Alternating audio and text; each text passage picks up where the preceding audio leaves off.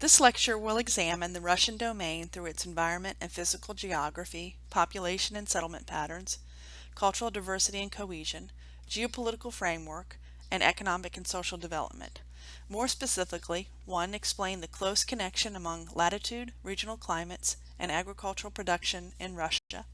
2. Describe the major environmental issues affecting residents of the region. 3. Identify the potential benefits and hazards of global warming within the region. 4. Summarize major migration patterns both in Soviet and in post-Soviet eras. 5. Explain major urban land use patterns in a large city such as Moscow. 6. Describe the major phases of Russian expansion across Eurasia. 7. Identify the key regional patterns of linguistic and religious diversity. 8. Summarize the historical roots of the region's modern geopolitical system. 9. Provide examples of how persistent cultural differences shape contemporary geopolitical tensions.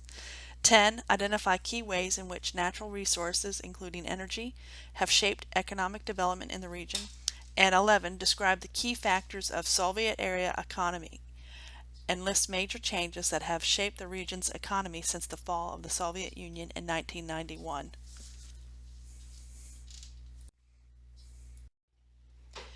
The Russian domain is rich in geography and in history. From endless Siberian spaces to unlimited natural resources, legends of ruthless Cossack warriors and tales of wars and revolutions are all part of this region.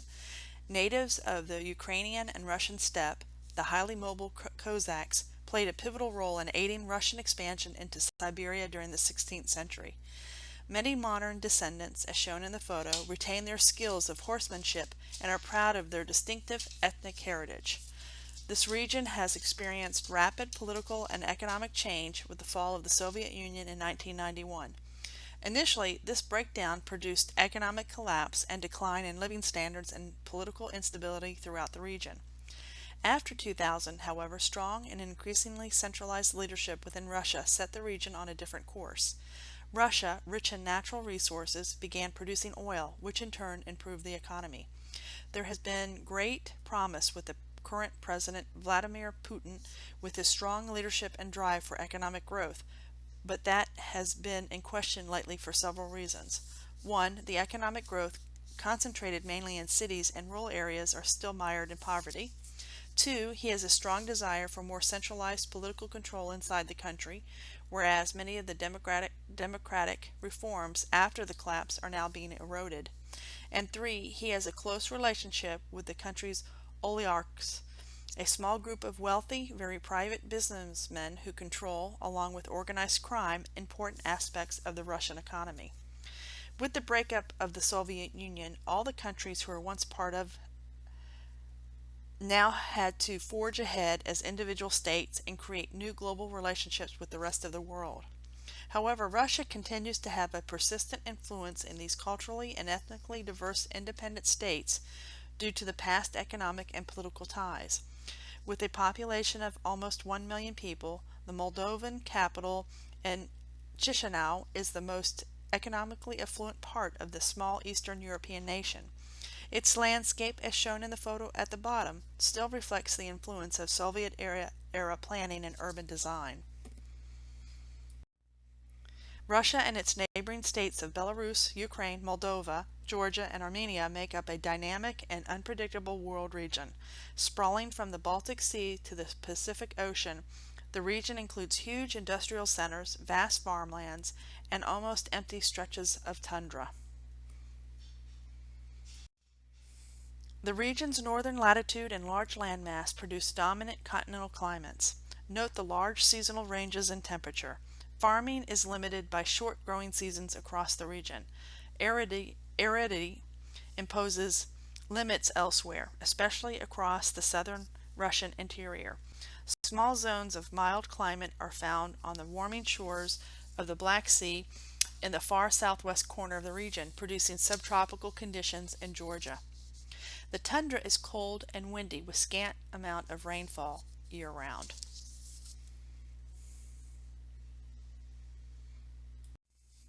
The physical landscape in this region is quite diverse.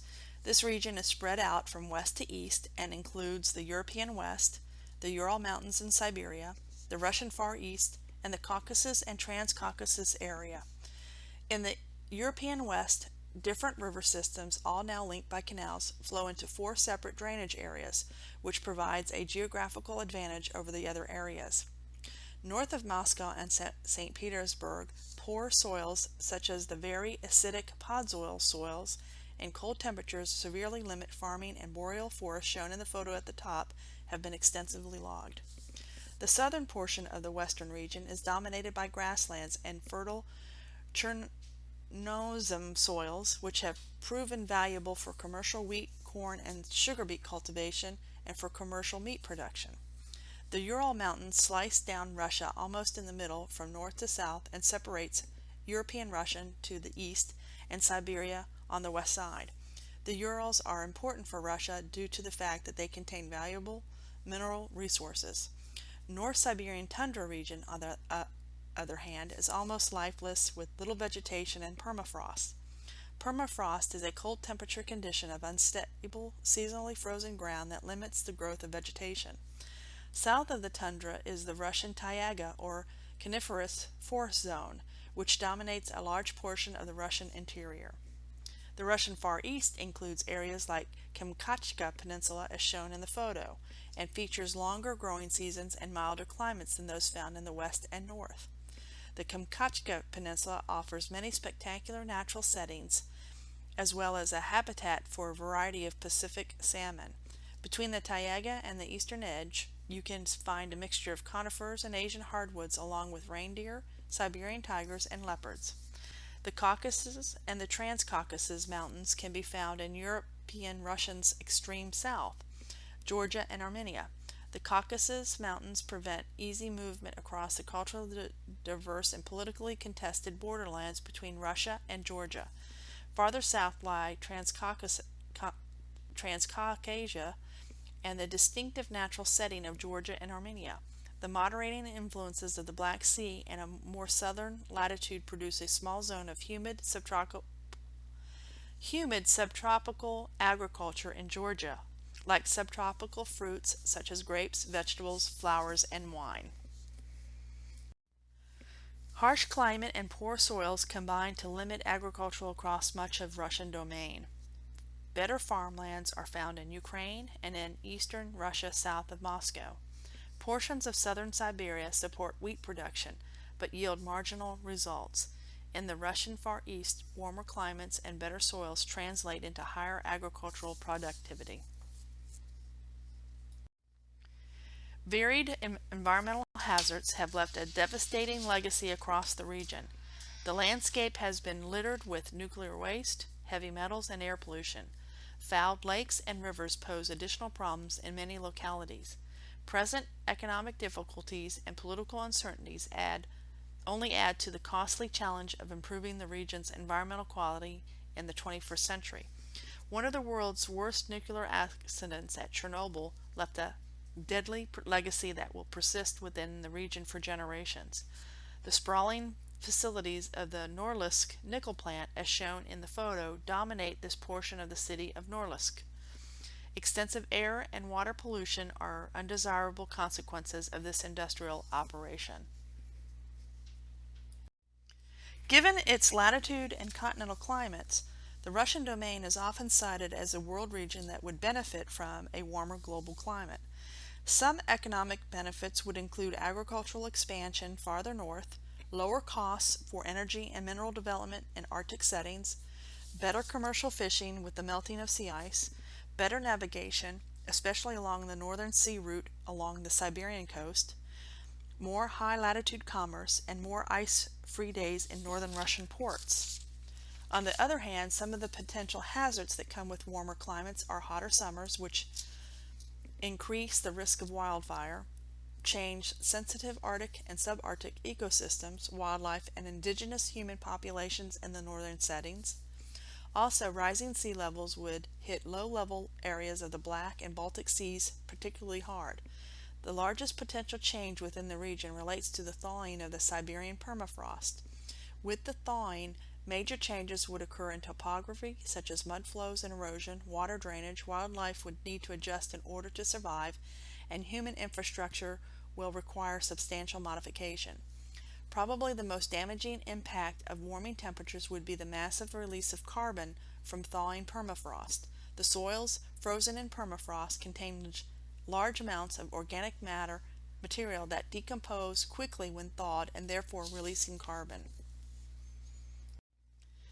Video question 1. Please pause the video and answer the following. Describe the relationship between major agricultural zones and the patterns on the climate map.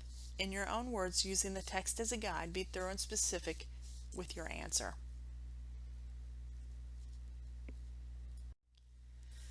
This region is home to about 200 million people, most of which are strongly clustered west of the Ural Mountains. Although widely dispersed across a vast Eurasian landmass, most live in cities. Dense agricultural settlements, extensive industrialization, and large urban centers are found in Ukraine, much of Belarus, and across western Russia south of St. Petersburg and Moscow. A narrow chain of settlements follow the better lands and transportation corridors like the Trans-Siberian and the Baikal-Amur mainline railroads of southern Siberia, but most of Russia east of the Urals remains sparsely settled. The region's distinctive distributions of natural resources and changing migration patterns continue to shape its population geography. Government policies have encouraged migration into the eastern portions of the domain, but the population remains strongly concentrated in the traditional centers of European West. Relatively low birth rates and higher death rates also remain a critical concern, as these trends threaten to shrink future regional populations. The Siberian hinterland is divided into two characteristic zones of settlement, each of which can be linked to a railroad line. To the south is the Trans-Siberian Railroad line that extends from Moscow to Vladivostok. Along the way there are a collection of isolated but sizable urban centers such as Omsk and Novorossiysk. To the north, a thinner sprinkling of settlement appears along the more recently completed Baikal-Amur mainline railroad, or also called BAM. This line parallels the other but runs north of Lake Baikal to the Amur River. As shown in the photo, the Siberian settlement of Murny, population 37,000, is bordered by an abandoned diamond mine more than 1,700 feet deep. These settlements oriented around natural resource extractions are common along the BAM. This region has seen some unique migration patterns over the years. The first such pattern is movement from west to east across the vast Siberian frontier along the two railroad lines.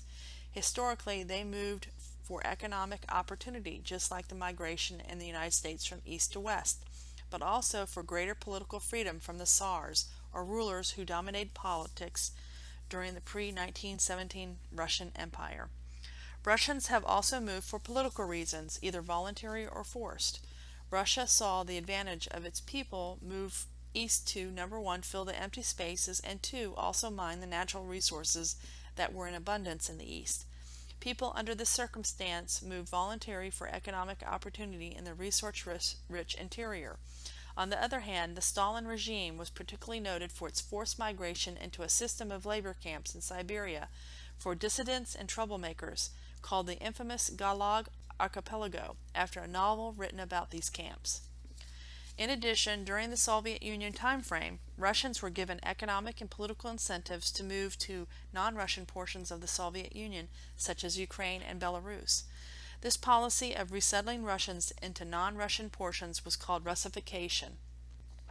Soviet leaders wanted to increase Russian dominance in many of the outlying portions of the country. Today, because of Russification, Russians make up a portion of each country that were formerly part of the Soviet Union. For example, 24% of the population in Ukraine is Russian. Finally, post-Soviet era, Russification has often been reversed.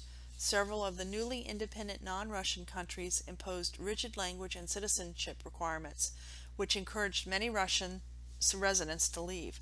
Russia is also offering incentives for Russians around the world to return to their homeland. Other international migration patterns have included the Chinese in the Russia Far East. Many Chinese immigrants in the Russian Far East have become small-scale entrepreneurs in the region's commercial economy.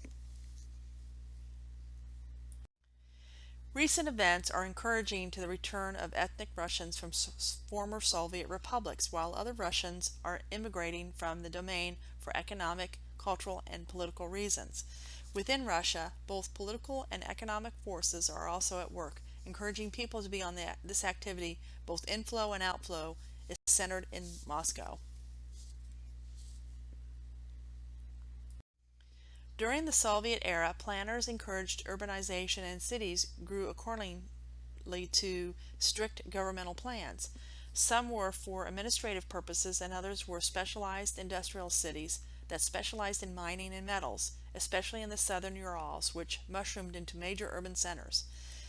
But at the end of the Soviet era, people moved out of these old industrial centers for better opportunities elsewhere, especially gravitating towards growth opportunities in locations of new foreign investment in western and southern locations. Sprawling Moscow extends more than 50 miles beyond the city center.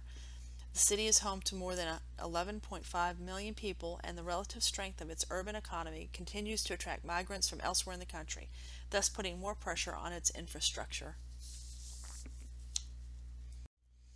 The typical Russian city has a mix of both old and new and possess a large core area which features superior transportation connections, upscale department stores and shops, the most desirable housing, open spaces, and the most important offices. Within these cities is a distinctive pattern of circular land use zones, each of which was built at a later date moving outward from the center. Shop or stroll pleasant Arbat Street in downtown Moscow, as shown in the picture. Upscale shops, restaurants, and entertainment venues attract both visitors and local residents. Farther out from the city centers are milk rayons, large Soviet-era housing projects of the 70s and 80s. These apartment-style buildings are typically 9 to 24 stories in height and can house up to 100,000 residents for the largest of these supercomplexes. Suburban sprawl, especially around cities like Moscow, resemble that of most U.S. cities. Elsewhere on the urban fringe, elite dacha or cottage communities appear to many more well-to-do residents, particularly during summer months.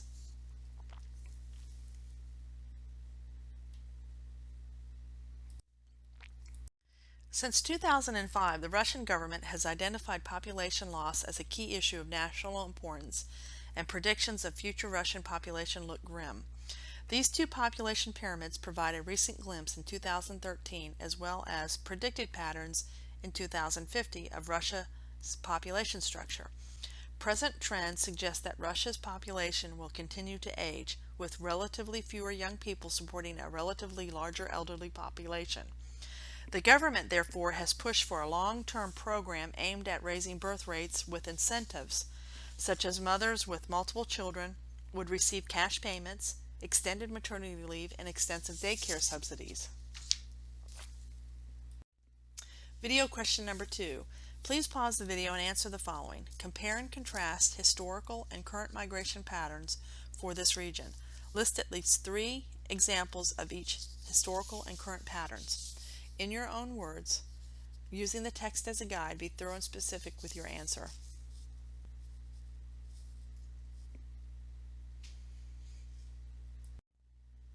The Russian Empire began early on with the Slavic peoples who originated in what is now modern Belarus.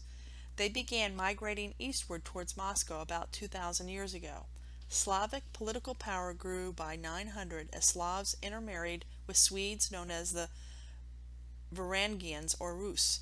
The state of Rus extended from Kiev, the capital of modern Ukraine, to Lake Ladoga near the Baltic Sea, and who interacted with the Byzantine Empire of the Greeks, whose influence brought Christianity and the Cyrillic alphabet. Russians converted to Eastern Orthodoxy Christianity, but the Slavic neighbors to the west accepted Catholicism, which separated the Slavic-speaking world into two groups. The core of the Russian Empire then grew out of the eastern fringe and allied with the semi-nomadic Cossacks, who were Slavic-speaking Christians. The Russian expansion continued east to the Pacific Ocean and south into Central Asia. Finally, the legacy of the Russian Empire shares with Western Europe a historical legacy of Greek culture and Christianity, but have long been suspicious of European culture and social institutions. The map shows the growth of the Russian Empire beginning as a small principality in the vicinity of modern Moscow.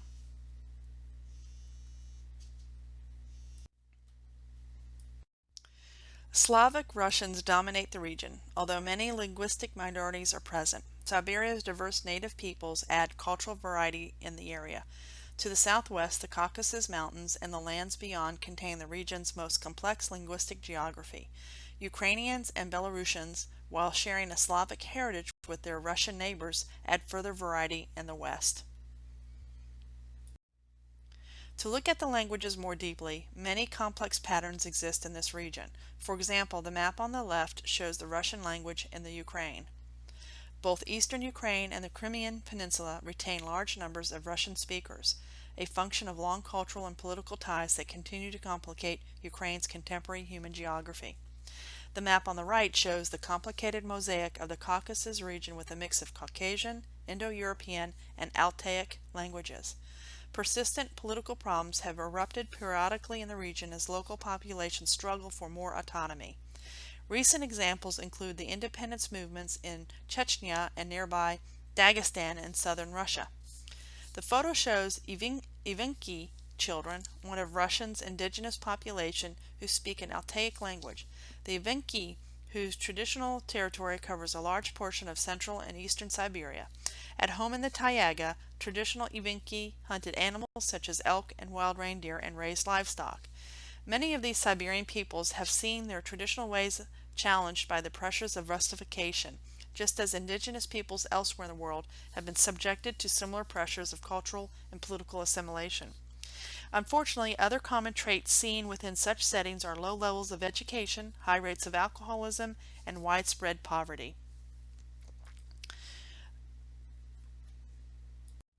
There is some diversity in religion in this region, but most predominant is Eastern Orthodox Christianity. It was only until after the secular Soviet Union dissolved that a religious revival swept much of the Russian domain. Most of the churches during Soviet era were converted into museums, but now have been restored back to its intended use. Built in the 16th century, St.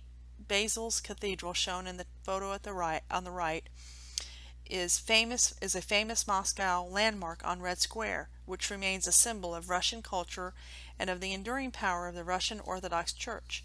In addition, Kazan, the capital of Russia's Tartstan Republic, has long been a focus of Muslim populations in the country. A Kazan mosque is shown in the top photo on the left. Islam is the second largest religion around the Caucasus region with about 20 million Muslims. Also, both Judaism, present in Russian, Belarus, and Ukraine, and Buddhism, present in the Russian interior, have about 1 million followers each. In addition, Western culture has infiltrated this region in different ways. Ukrainian singer-star Svetlana Lobata was one of the top performers at Eurovision 2009 held in Moscow. In addition to a successful career in music and television, Lobata has championed the plight of battered women throughout the region. Also, after the fall of the Soviet Union in 1991, basic freedoms, especially in cities, brought an inrush of global cultural influences, such as Western books, magazines, home mortgages, fake Chanel handbags, and McDonald's. Video question number 3. Please pause the video and answer the following. Why is language a complex issue for this region? Use at least 3 specific examples to support your answer. In your own words, using the text as a guide, be thorough and specific with your answer. The political history of the Soviet Union is quite interesting. Prior to communism in Russia, the Russian Empire was ruled by ultra-conservative aristocratic czars. This building up of aristocracies over the years generated strong opposition among business people, workers, and peasants, who represented the majority of the population. The people revolted and the empire abruptly collapsed in 1917. Within months of the collapse, the Bolsheviks, a faction of Russian radicals representing the interests of the industrial workers, seized power. They held certain beliefs centered on communism. Communism is a belief based on the work of Karl Marx that promoted ideology such as the overthrow of capitalism by the workers, large scale elimination of private property, state ownership, central planning of major sectors, and one party authoritarian rule. Lenin was their leader and key architect of the Soviet Union, who created a socialistic state under this new power. Under a socialistic state, key economic sectors are controlled by the government. Part of the plan was to create 15 republics to acknowledge in theory the rights of its non-Russian citizens. To address the concerns for autonomy from the smaller ethnic groups within Russia, the government created autonomous areas of varying sizes that recognized the special ethnic homelands, but did so within the structure of the existing republics. As time went on, communism began to take shape and was led by Joseph Stalin, who launched a ruthless plan of state-controlled agricultural production and industrialization. During Stalin's reign, the Soviet Union gained significant authority over a broad swath of Eastern Europe, which divided Europe between East and West, and to extend an iron curtain between the two to restrict the flow of people and goods from the capitalistic West and communistic East. The Cold War environment lasted for 50 years until the breakup in 1991. The end of the Soviet Union came about for several reasons. First, then President Gorbachev initiated in the 1980s Glasnost, a policy of greater openness, which then spurred the Baltic states to demand their own outright independence. Second, worsening domestic economic condition, increasing food shortages, and a declining quality of life. Therefore, Gorbachev initiated a planned economic restructuring aimed at making production more efficient and more responsive to the needs of Soviet citizens, called perestroika.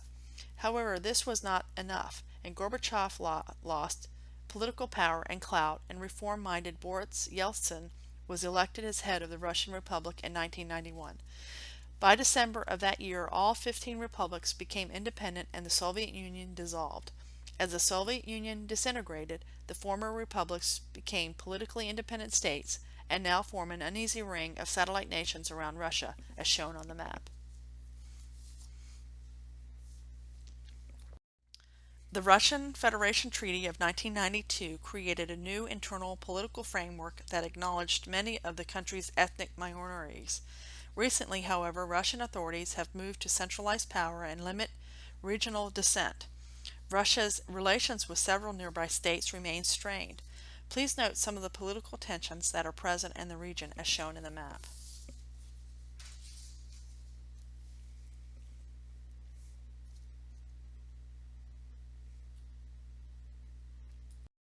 Since 2000, Vladimir Putin's influence across the Russian domain has been immense.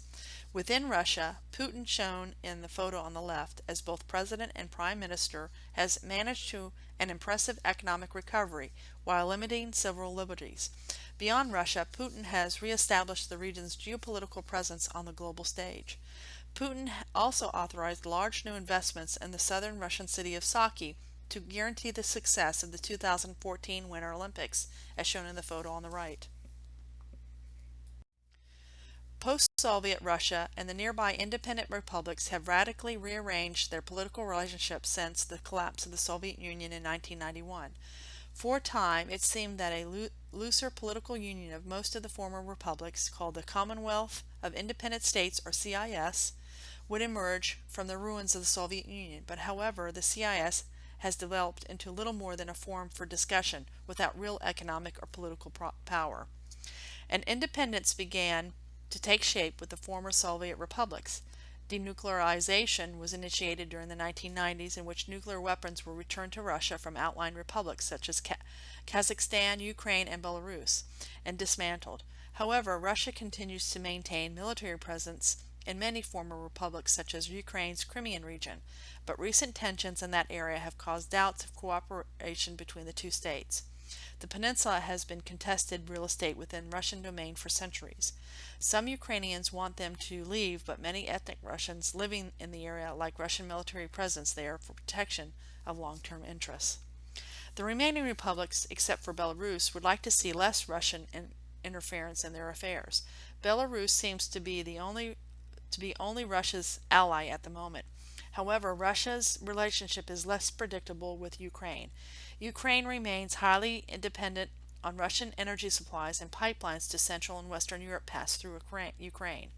The result is that the two nations often wrangle often wrangle over energy prices and availability. In addition, Ukraine's internal politics also have riled Russia. Once leaning the other way, the current political wind seems to be changing in favor of support for Russia in this state. Although Putin has made great strides in economic growth for Russia, he has also pushed for more centralized control and limits on media independence and personal liberties.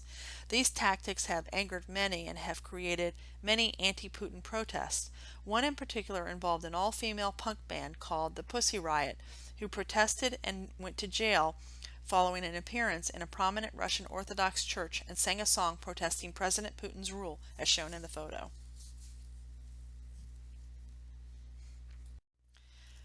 Boundary disputes continue to challenge Russia in both East and West.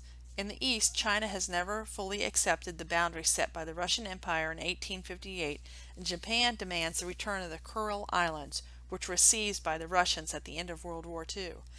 In the West, Russia is concerned about the expansion of NATO and strongly opposed the addition of the Baltic states of Estonia, Latvia, and Lithuania to the powerful organization. One of Russia's fears is a possibility of an independence movement of Kaliningrad, a small exclave territory of Russia's, strategically positioned between Poland and Lithuania on the Baltic Sea, as shown in the map. Given its location with the other EU and NATO members, an exclave is a portion of a country's territory that lies outside its contiguous land area. This concern has given rise to an increase in military presence in Kaliningrad, making it clear that they have no intention of giving up one of their valuable port cities on the Baltic Sea. Today, Russian leaders are reasserting their national global political status, in which they have a permanent seat on the UN Security Council. However, even though Russia is no longer directly challenged, However, even though Russia no longer directly challenges the United States, their sentiment towards the U.S. is still poor. Putin insists on continuing to take an anti-American slant on his foreign policies. For example, he recently decided to bar U.S. aid to his country and legally banned Americans from adopting Russian children. Needless to say, Russia's recent reemergence as a more powerful centralized state upon the global stage is a sign of things to come. Video question 4. Please pause the video and answer the following. What Soviet Union political influences are still prevalent in Russia today? In your own words, using the text as a guide, be thorough and specific with your answer. During the Soviet era, economic sectors, such as industries and agriculture, fell under the control of the government, leaving a legacy of centralized economic planning in which the state controlled production targets and industrial output. Despite some successes, problems increased in which agriculture remained inefficient and grain imports grew. In addition, manufacturing efficiency and quality failed to match the standards of the West, particularly in consumer goods. Today, the post-Soviet economy is a mix of state-run operations and private industry. However, fundamental problems of unstable currencies, corruption, and the changing government policies plagued the system for much of the 1990s. The government initiated a massive program to privatize the Russian economy in 1993. This program unfortunately came with little legal and financial safeguards, which invited abuses, mismanagement, and corruption. A 2011 study identified Russia as one of the world's most corrupt countries where bribery was especially widespread. Some of the issues that correlate to the privatization is that the agricultural sector continues to struggle due to farmers now skilled in dealing with market-driven economy. Informal sector continues to flourish, and the state is increasing its control over the nation's energy assets and infrastructure. As the map suggests, the region's varied natural resources and chief industrial zones are widely distributed. In southern Siberia, rail corridors offer access to many mineral resources. In the mineral-rich Urals and eastern Ukraine, proximity to natural resources sparked industrial expansion, while Moscow's industrial power is related to its proximity to markets and capital. There are no questions to answer here, but please pause the video and study the map. Can you see where the mineral-rich Ural Mountains are located?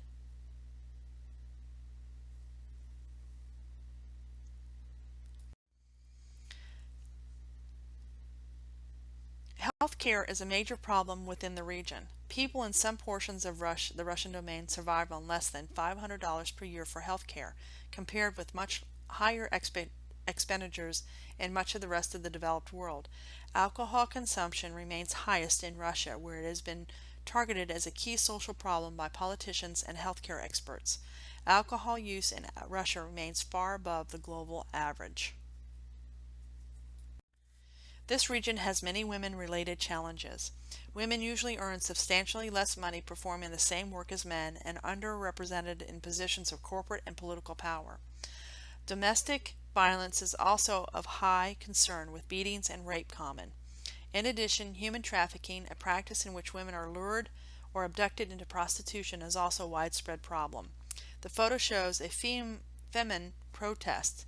This group of Ukrainian feminists has vigorously protested the exploitation of women in their own country and around the world. Also, this region is a major global source for internet brides, a practice that invites additional violence against women. The relationship between the Russian domain and the world beyond has shifted greatly since the end of communism. Most visibly, a barrage of consumer imports already reaches many residents, particularly those living in larger cities. Despite all the political and economic uncertainties, most countries are attracting some foreign investment, and Russia's World Trade Organization membership may encourage even more in the years ahead. For example, the strongest ties have been with the United States, Japan, and Western Europe. The city of Novosibirsk, as shown in the photo, the third largest city in Russia, has become a major focus in Siberia since the disintegration of the Soviet Union. Russia's oil and gas industry remains one of the strongest economic links between the region and the global economy, and the diverse international connections it has forged suggest the increasing importance of this sector to the region's future. Lastly, local impacts of globalization are highly selective. Portions of the region that are close to oil and gas wells, pipeline and refinery infrastructure, and key petroleum shipping ports are greatly affected by the changing global energy economy. Question number 5. Please pause the video and answer the following. Describe 2 economic and/or development issues facing the Russian domain since the breakup of the Soviet Union. In your own words, using the text as a guide, be thorough and specific with your answer.